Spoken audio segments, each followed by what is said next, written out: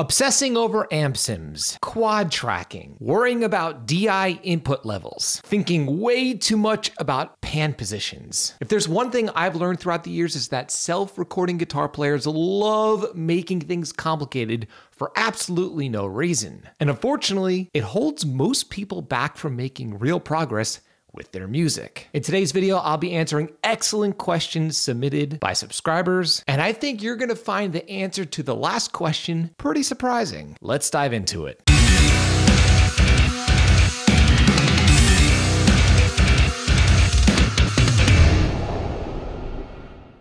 Aaron, ahoy from Australia. When recording guitars, my levels may be slightly different. How do I make sure every guitar level is the same from song to song?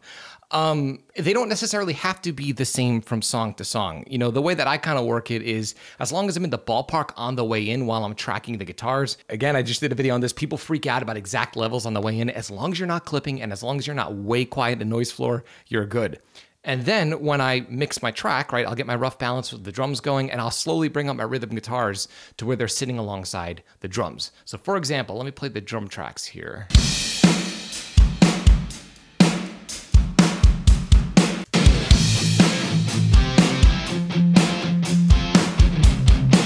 I will literally start from scratch. I'll have the drums playing on a loop when I'm setting my rough mix at the beginning of a mixing session, and I will slowly bring up my rhythm guitars to where they feel right, like this.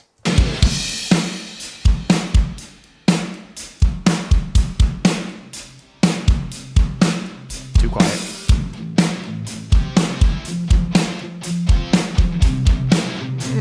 Close. There you go.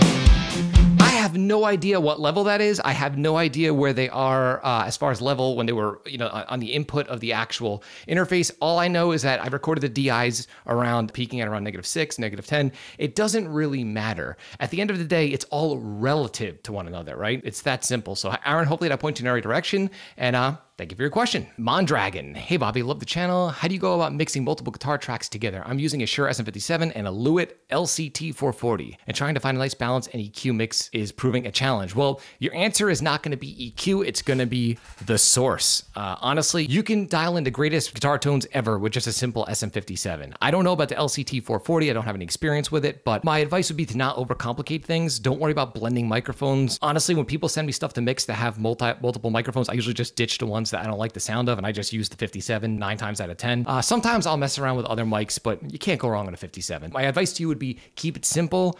Try not to track too many guitar layers that don't make sense. Like in this particular production, I was very particular with the guitar layers. So if we listen,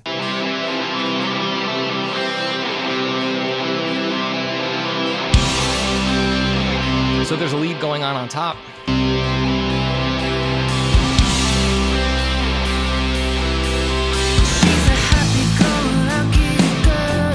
And then when the vocal comes in, there are just 2 guitar tracks. Actually, no, I lied. There are 2 guitar tracks and 1 overdub track. So only track the elements that you really need. Do not be scared to hard pan, and use a lot of automation to get guitars out of each other's way. So for example, another example here, the guitar solo.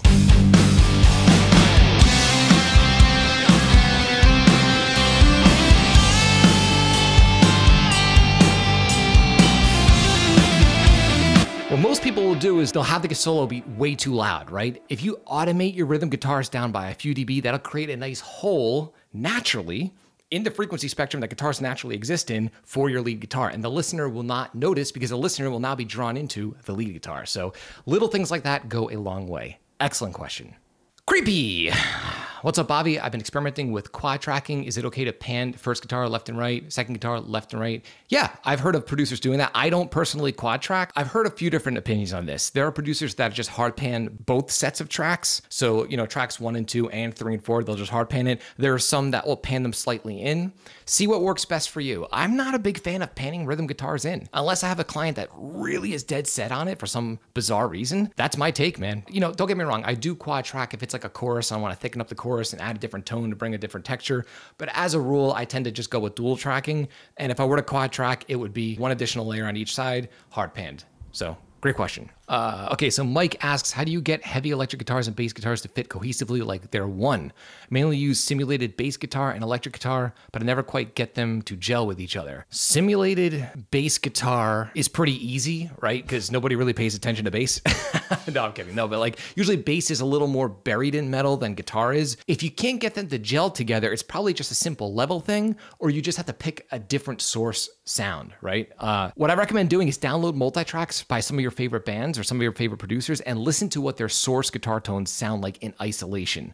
The thing is, as guitar players, we hear what an amp sounds like in a room, right? And that's what we're kind of going after, but we don't know what pro engineers are tracking as far as like what they're listening for in an isolated pro level guitar track that's within the context of a mix. You know, your guitars might be too thick, you might not be rolling off enough low end, there might be too much of a low mid buildup and you're not compressing that enough. It could be a million different things, but try a few of those suggestions, keep them in mind when you're dialing in your next mix, and hopefully that helps you out. Great question. Do you use amp sims like Amplitude 5? I'm not a big Amplitude guy. I haven't tried Amplitude in like 5 years. But the last time I checked in, I'm not a fan of their heavier tones, but I do like their semi-distorted tones and their clean tones. Honestly, I use like 2 amp sims. These days I use the STL 5153 and the stock Pro Tools. Everybody's gonna laugh at me, but I don't care. The stock Pro Tools Sans amp for cleans. That's all I use. The less is more, man. The better you know your tools, the longer you stick with them, the easier it will be for you to accomplish what you have in your mind. So no, I do not know anything about Amplitude, at least modern Amplitude. Do you use more than one amp head cab? No. Nope. One on the left, one on the right. Sometimes I'll blend in a secondary. Sometimes I'll do that, but that's only when it's crazy technical metal where I need to hear every single little pick attack. A band like this that's a straightforward pop rock band, I'm not gonna do that. Or even like a more traditional metal band, like a, I don't know, like an old school death metal band, or like a thrash metal band, or like a dad rock band or something. I'm not gonna be blending in DIs and doing crazy stuff like that, but that's just me. You said I've been experimenting with quad tracking and panning preferences. What are the thoughts on hard LNR for the first two, and then placing the other two more like, no. I mean, you can if you want your mix to sound smaller. Not my cup of tea. I want my mix to be as huge as possible, especially for heavier productions, and I just like the hard pan. That's my approach. But again, man, try it if you like it. I'm sure there are guys out there or girls that do it and love it. Just not my thing. If I were to pan them in slightly, it would be more like 70. Maybe, no, probably 70, 75. 45 is way too in the middle. You're gonna end up with a very narrow stereo image if you have those tracks even remotely as close to the volume as your main rhythm tracks. Great question. Lorenzo, bro, should the input DI raw guitar volume signal match the volume of the guitar after being amped? That is completely irrelevant. It does not matter. All that matters is that you're recording a clean DI that's pure, not distorted, not ridiculously low in the noise floor, and what your amp sim does to it is what your amp sim does to it. Now, I mean, unless you're using a specific amp sim that wants a specific input level, let me show you. I'll show you right now. This song is all amp sims, but I've printed them to audio already. Let's go to the chorus.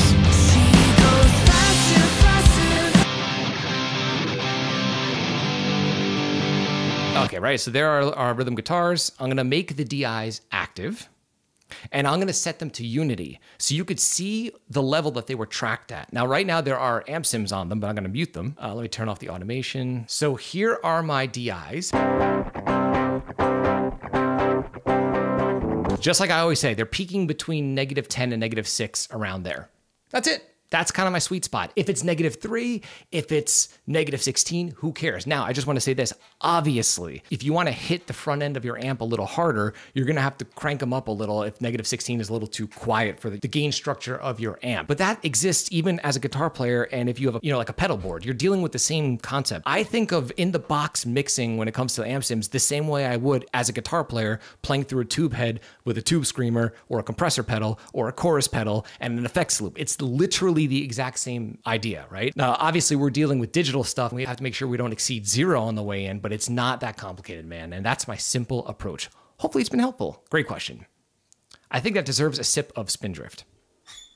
Now, if you're looking to improve the sound of your mixes, it's critical to have a firm grasp on solid EQ and compression techniques. And this is why I'm offering you direct access right now for absolutely free to my crisp and clear heavy mix formula. The heavy mix formula is comprised of 3 main components: an EQ and compression cheat sheet that contains all of my starting points when it's time to mix a heavy production. Within the cheat sheet, there are clickable links to private mixing tutorials for all of the main instruments within a heavy production. And finally, there's a clickable link below each of the individual tutorials so you could download the exact same multi-tracks that I'm using so you can mix along with me. Again, the crisp and clear heavy mix formula is absolutely free, and there's a link below that you can click and you can have direct access right now. And until next time, happy mixing.